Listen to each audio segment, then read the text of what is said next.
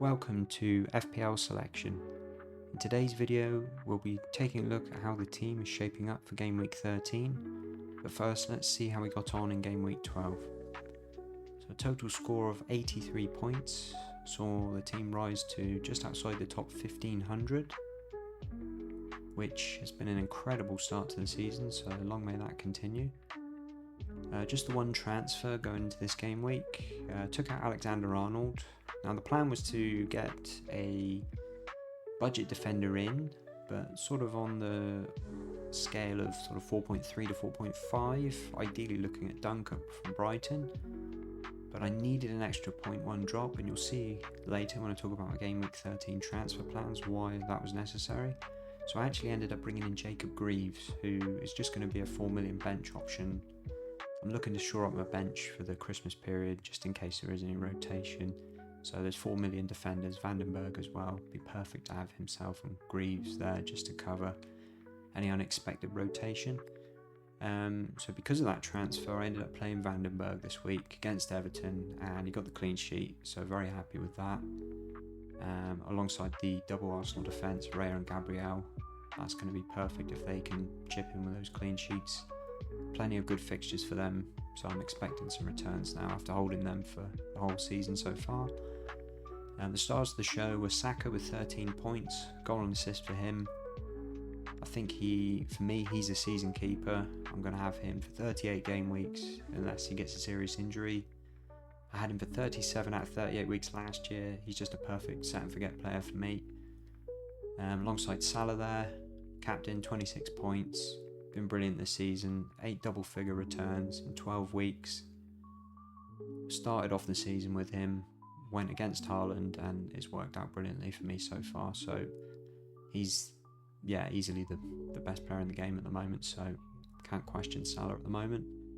And then the other star was João Pedro. So I brought in João Pedro a couple of weeks ago, and I brought him in purely as a budget option to afford Fernandes, who I really wanted once Erik ten Hag was sacked. Pedro, I wasn't expecting anything from him until this week, but he got obviously the 11 points against City last week, showed his class just in 25 minutes, and again this week with a goal and an assist. For me, he was in game week 1, he would have been another 38 game week player, but obviously had his injury issues. But for me, if he stays fit, he's going to stay in there for most of the season, I think, at that price. Great value. And then Watkins getting his goal. It's been a bit quiet for him recently, but I think he's another one that you just keep him for the majority of the season. He'll tick along nicely, unless he does eventually get dropped for Duran, but for me he's going to stay in probably for the Christmas period just as a reliable option. Let's move on and look ahead to Game Week 13. So coming into this week, I've got 2 free transfers and 3 million in the bank. So first up, we've got David Raya in goal with West Ham away. I've also got Gabriel there as well for the double up in the Arsenal defence. Now they got their first clean sheet last week since game week 4 against Spurs. So I'm hoping that the clean sheets will come now with the good run of fixtures Arsenal have got up until the new year. So hoping to see plenty of 12-point combinations there between the two of them going forward. At the minute I've got Vandenberg against Leicester at home. Now that position is dependent on my transfers, which I'll go through in a second. But looking at Leicester at home, it's a bit uncertain with obviously Steve Cooper leaving.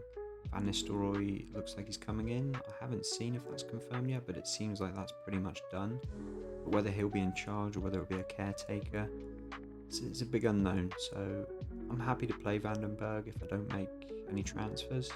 So it's a bit of a roll of the dice, but yeah, I'm happy to be patient and wait on that. So see where we go there.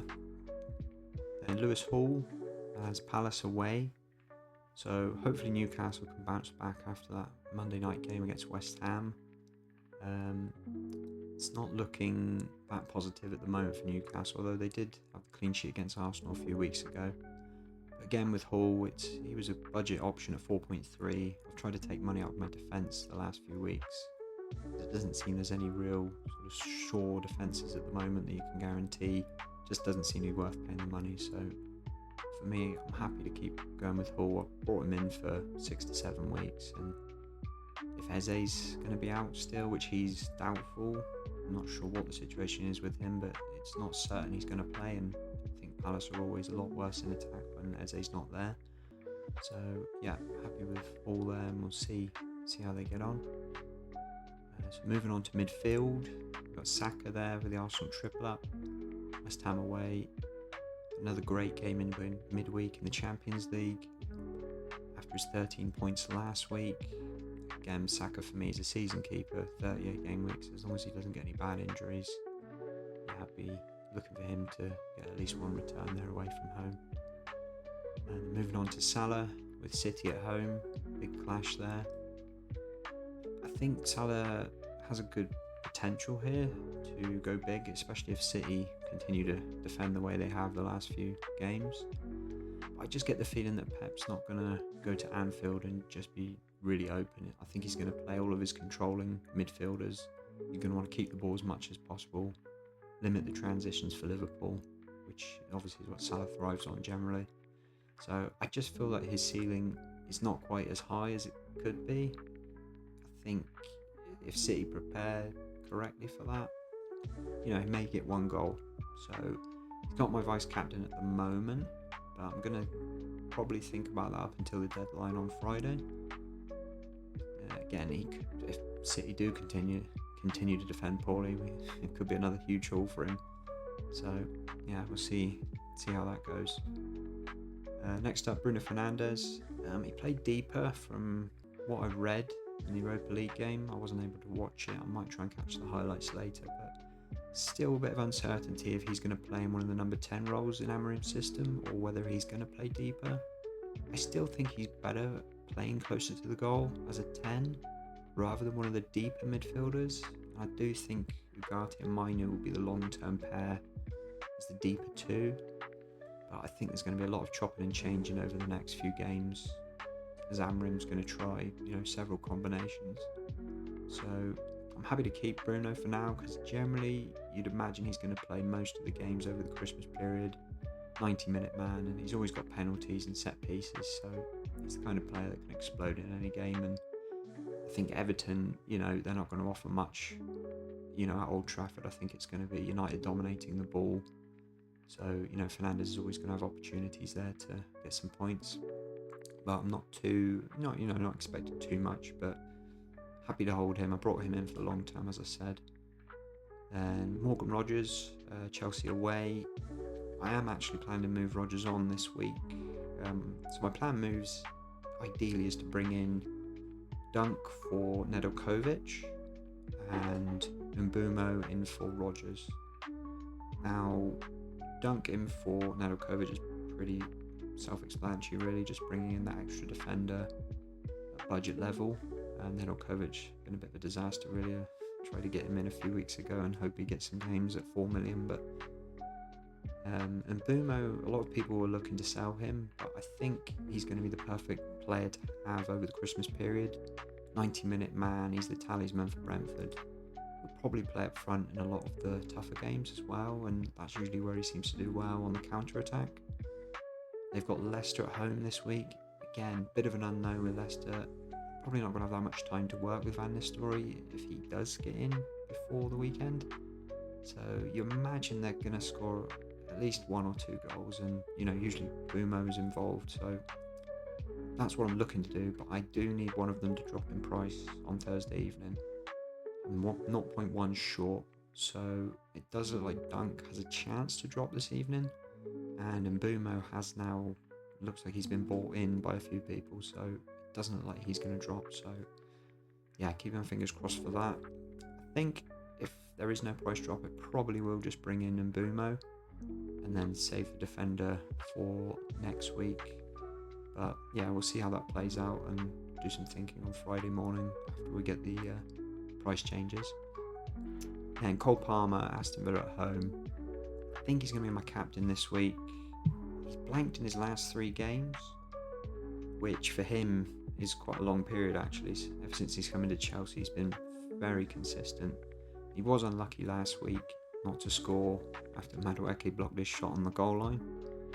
I do think this is a good game for Chelsea, because if Villa continue to play their high line, we saw in the game against Brighton earlier in the season when Palmer scored the 4 goals, they were tearing them to pieces with the high line, and you've got Jackson running in behind. So I think there's plenty of potential there. So being a home game as well, I just think Palmer's the one over Salah, but that'll go right up to the deadline for me. It's going to be one of the two, so we'll see where we end up there. And then on to the strikers. João Pedro, been a brilliant transfer in for me. So glad that I had to get him in early to afford the Fernandes move in game week 10. So obviously I picked up the points against City and Bournemouth. I would consider him for captaincy with Southampton at home, but just because he's not been fully fit and he's not long been injured and come back, I just think the likelihood is he'll get 60 to 70 managed minutes, especially if they're 2 or 3 goals up.